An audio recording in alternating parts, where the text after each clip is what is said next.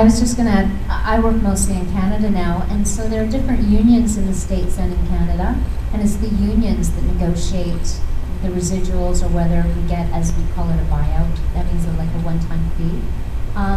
And the Canadian unions have negotiated slightly less lucrative contracts than a lot of the American unions, and I belong to the American unions too, so I can kind of do a comparison analysis there. What I would add to that, I think these guys covered it beautifully. I would just say, if you're passionate about this industry, don't go into it for the money. Because it's that 0.00001% of actors that you see on the front pages of the magazines who make amazing money. But it's almost like winning the lottery. They're talented, they work hard, don't get me wrong, but there are so many talented actors who don't even make a living, and I think we would probably consider ourselves a few of the fortunate ones who do make a living doing this, but we're in the minority too. So do it for passion, don't do it for money. I was going to say the same thing. Anytime I get a job, I always feel so grateful. I don't care if it's one line or if it's a lead or if it's whatever, because I know how hard it is. And whatever job I get, I'm like, I still can't believe I get a job. You know what I mean? I say, oh, I got a job. Wow, that's great. And again, I didn't get into the business as well to make money because the statistics on it. But it is because you have that passion for whatever it is you do. I tried getting away from acting. I got away from it for a while and moved to Hong Kong, and I got as far away from it as I could. Stayed in Hong Kong, go back, and it just pulled me back in. And but I'm so glad because I felt unhappy when I started getting into a different profession for just the money. But when I found going back to it, I felt so much more at peace. Like, oh, this is part of who I am, not the whole of who I am, but this is part of who I am. So I need to be true to that. So that's what's got me through even the very rough times where it's like, okay, I'm eating ramen for a month, but good way to live. Over there. Chris?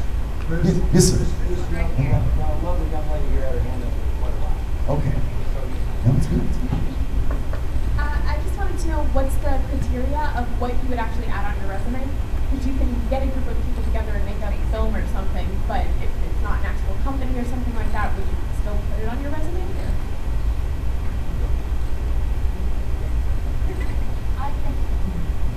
I think anything that you've done that has been prepared for public presentation and you've worked hard on it and you're proud of your work, you can put on your resume because then you're essentially the producer. Now, if they start asking you questions about it, if you're in the room with them, you have to be prepared to be honest and tell them, yes, I produced this as well as started it, and by the way, I directed it and wrote it too. But that's okay. That's okay. That shows a lot of initiative, I think. So you want your resume to look as professional as possible. Check online to see how it's formatted and the different columns and that kind of thing, and be creative. But think about your life and other things you could put in there that might be helpful. So even at a very early stage in your career, you might do your school productions, but you might also put in there, I volunteered with this children's groups, I'm really good at working with children, or I volunteer at the SPCA, so I'm really good with handling pets, and that kind of thing. You can, in extra skills at the very bottom, you might put those kinds of things. Or if you've maybe accomplished something in school that you're proud of, like a speech contest or debating contest or something like that. I think that shows stage presence. And if you're a very young person just starting out, it tells the person who's reading the resume a little bit more about you. So I say use it, make it as professional as possible, and think about the different skills they might be looking for that you can contribute to. Just a little add-on to that. The one thing you don't want to do, as tempting as it is lie. Because strangely enough, somehow in the world, you will encounter that one person who knows every single person that worked on that movie that you said you were part of. In fact, they cast it. And they said, geez, I don't remember you being in this. What? Tell me more. And you bury yourself and you start digging a hole, telling the story about when you were on the set. And they go, well, that's fascinating because I cast the movie and I didn't cast you. So bottom line, do not lie about it. So as tempting as it is to try to put filler in there, don't do it. Don't put doing anything you can't back up.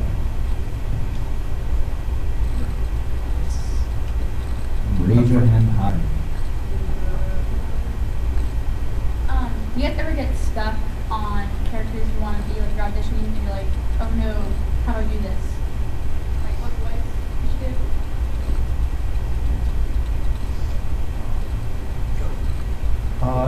At times, because you're given a reference picture-wise of what the character looks like sometimes, hopefully most of the time, and a written description of them. And so from there, it's your opportunity to come up with whatever you think is right. And sometimes I've certainly gotten in the middle of something and go, oh, this sucks, what am I doing? This is like not what I had in mind. And if you stop soon enough, you can say, you know what, let's try that again, or just ask, you know, can we do this again? And then come back with what you want. It's always an opportunity in an audition, as long as you don't wait till you're into it 6 minutes, to say, you know, if you start off and you just suddenly your tongue gets stuck or you trip and fall or whatever it might be that's not allowing you to go forward and you're feeling uncomfortable, you say, excuse me, could I start again, please? And 9 times out of 10, they will say, sure, go ahead. If, however, you go almost all the way through the stuff that you're supposed to finish and then you get right to you about 2 lines left and you go, you know, I could really do better. Can I do that again? They're like, no, thanks, we got it. Thank you. Good, thank you. So if you ever do want to stop and start again, then make sure you do it as soon as possible. As soon as you recognize in your own mind that you're not happy with what you're doing, you know, say, I'm sorry, could I start again? I got a little twisted there or whatever. And they're very understanding because the good news is casting directors want you to be brilliant. They don't want you to suck. They want you to be great because the sooner they find the person or persons they're looking for, the sooner they can move on to their next job. The sooner they don't have to stress going, oh, we have to do another session. We couldn't find him or her. Oh, God, we got to do another session. So they want you to succeed. As much as they don't appear to be on your side sometimes, they definitely are for that reason alone. So. What helps me is when I look at characters or when I find out something I'm going to audition for, when I feel stuck, is I just try and ask myself the question, what would that... Hello? Hello? Anyone? Hey Terry, listen, we're in a panel. We can't talk right now. Can you call me back? Yeah. Okay, thanks. I hate it when people talk on their cell phones and other people are talking. I always ask myself the question, what would this person sound like? It's just a simple question for myself, and it helps sometimes unlock like my panic. You know, because if somebody says, oh my God, I'm stuck, oh, I don't know what voice to do. You know, if you get into that way of thinking, you're not going to find the voice. So instead, I just turn it around and I say, what would this person or thing or animal or creature or whatever it is I have to voice, what would they sound like? And it kind of frees me up a little bit to even if I think, oh, they would have a squeaky voice, originally, I could even build on the squeaky voice, and maybe it will not end up with a squeaky voice. You know what I'm saying? So it kind of frees me up when I just stop and I ask myself the question. And you know, I mean, there are times we have to audition sometimes for 8, 9 characters all at once. And when you go in, you're not just, you know, you don't have a lot of time. So, and you have the papers with you with the lines. Usually they just give you like 5 lines maybe sometimes, and then the picture of the character and maybe a short description. So you're going rapid fire on all 8, 9 characters. So I'll put a little note, a simple note, like maybe nerdy or mean, or you know, just something to remind me of what I originally thought of, so that when I see that and I see the character, I know what voice I'm going to do for each thing, for each character. Because it really goes sometimes that quick, so quick. And I mean, I was called in on a video game one time, Romancing Saga Minstrel Song. You remember that?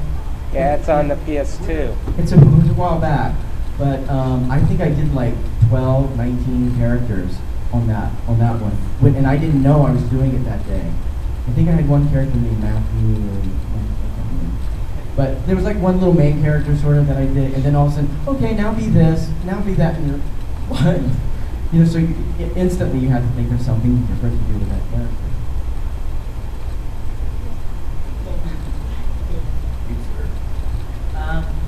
So this is kind of a question for Dan, and I'm sure you guys have something to say about it too, but last night I was watching an episode of Bleach, and Byakuya Kushiki had one line, Are there ever days where they just like have you come in to say one thing, or do they actually have you just like do like the next couple of episodes as well while you're there?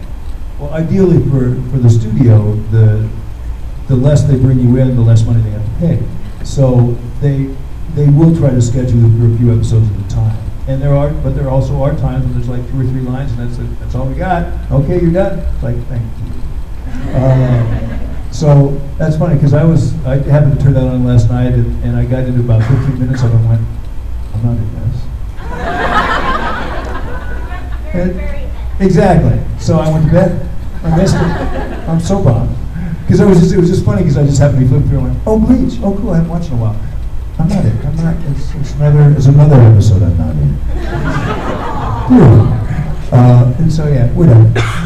So I had one line, and then probably the next episode I'll have a few more because that was probably the teaser to him coming back. But yeah. So to answer the question, there are times when you just have a couple lines.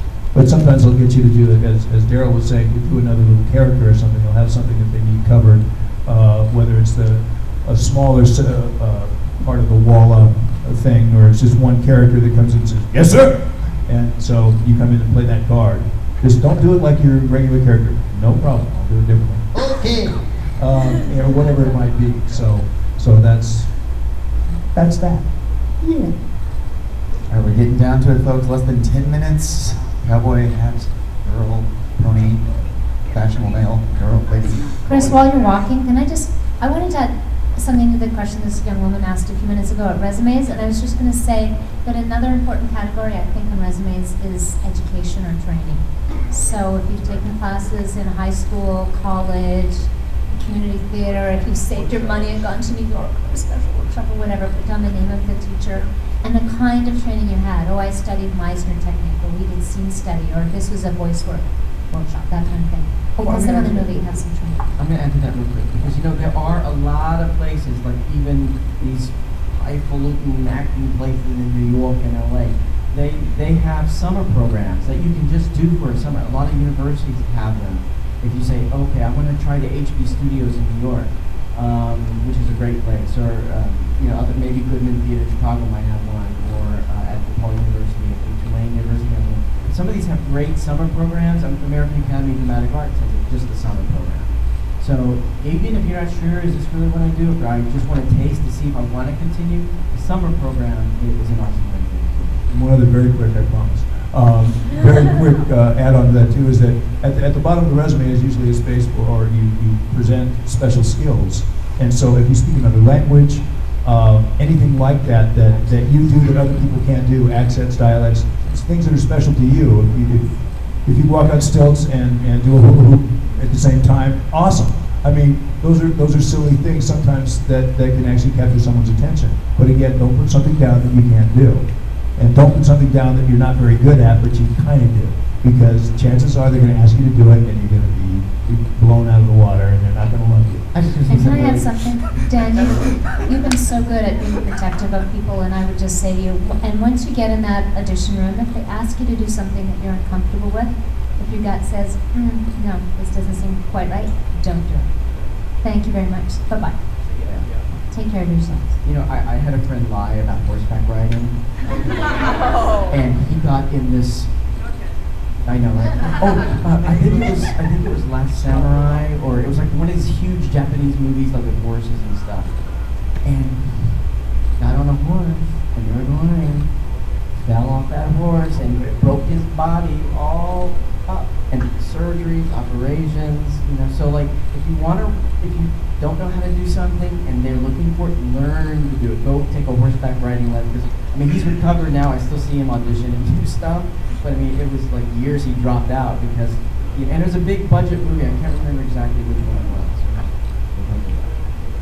We had to stop the whole production for, too. But of course he hurt himself.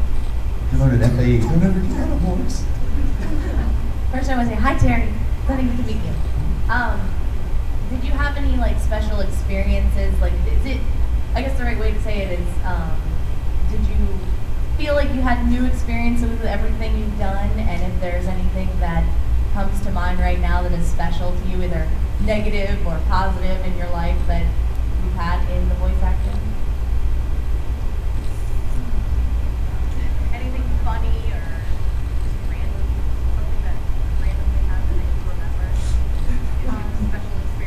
Yeah, I shared at a panel yesterday a story, and I won't tell it with the same line, but through Sailor Moon, I had the opportunity to meet a young girl in Calgary whose immune system was compromised, and she was a big Sailor Moon fan, and she couldn't go to school because she was around other kids with germs.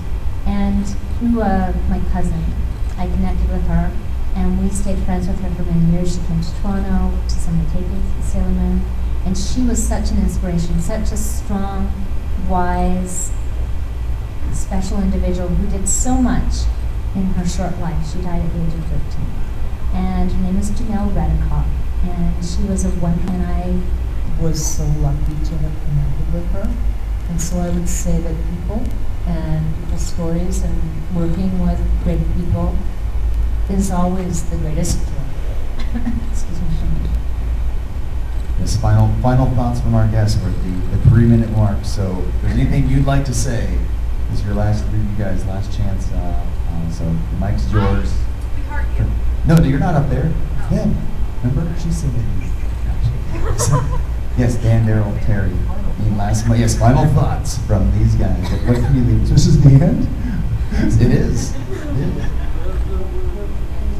The end is just the beginning. I have no thought. No, well, I mean, I think it's exactly what Terry said. You know, I think all three of us are probably amazed that we're like sitting at this desk, you know, at a table, and you guys are looking at us, and we're looking at you, and, you know, we're having these incredible conversations. But I mean, I never would have dreamed I would be doing anything like this, or, you know, that I could be traveling and meeting people, and that is really the best part of it, is you guys that make it. Otherwise, I mean, why would we be here? You know, we have that, you know, just to have the interaction with people. I had a little interview after, and I told, oh, there they are. And I was saying that, you know, we do the work. It's not like, you know, if you do theater, you do the play, and if people like it, they clap or whatever. You know, if the play's so-so, you hear like a little more clap, you know, oh, because we need to do it. You know, but you know, you get an instant reaction. You know what people are thinking. You know if they enjoyed it, if you did.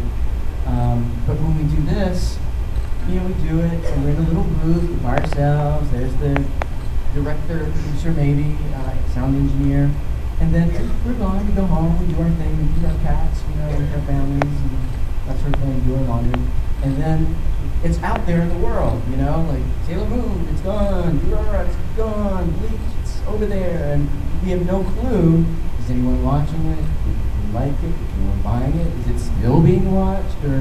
And this gives us, it's such a wonderful opportunity for us to know that it's being watched and that you guys enjoy it. You know, that you know the characters. We were sitting last night, you know, we were just in the hotel, we were at a burger, having a burger, you know, this little table. And this guy comes up to me, he walked past it, he kind of did a double take, and he goes, "Are you Beautiful Joe?" You know, it was kind of bizarre. Well, I'm not, but I am, but I'm not.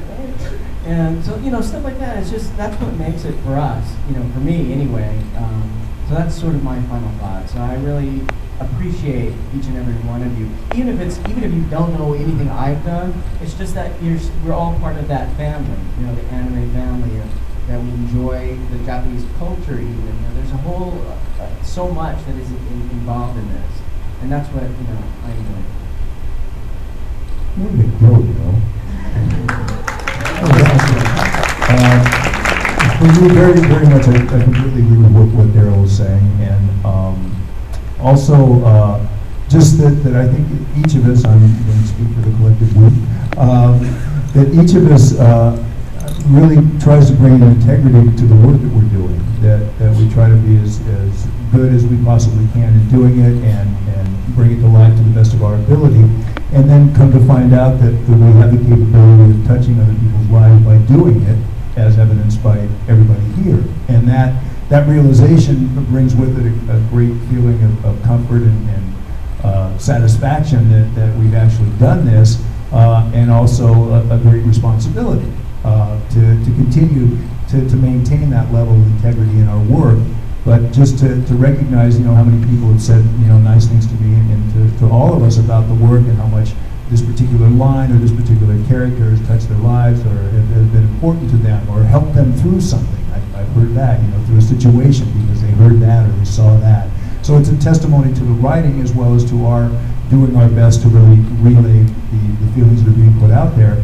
But I also want to, without getting choked up, which is hard to do sometimes, I'll be okay.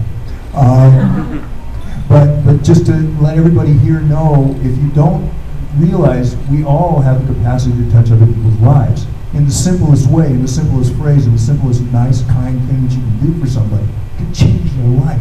So never forget that everybody here, everybody in the world has that capability of changing another person's life just by showing them a kindness, by saying something, by showing them a tender emotion. So don't be afraid to do that. And please recognize how much power you all have in your lives. So there.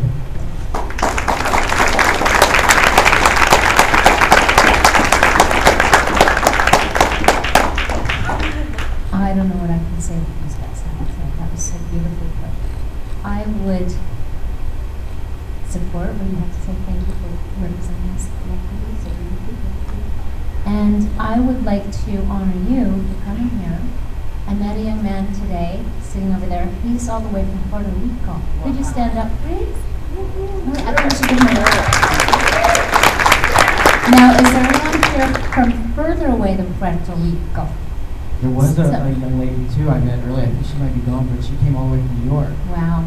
So we would like to, I'm going to speak collectively now. We would like to thank all of you for coming from near and far, for celebrating the work with us, for taking the time and trouble and talent to put together such amazing costumes and props and artwork and joyous celebratory expressions of anime and storytelling in general.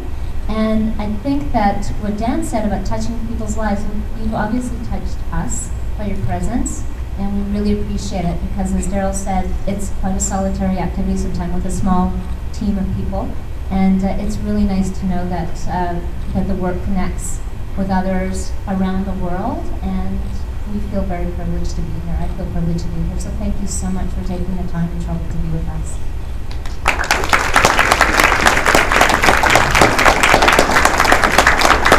Thank you, everybody. What a great Q&A. Terry, Dan, Daryl, you guys have so many amazing moments from this weekend have been because of you three. And it's, I think we all have shared something special this weekend. Thank you guys again so much.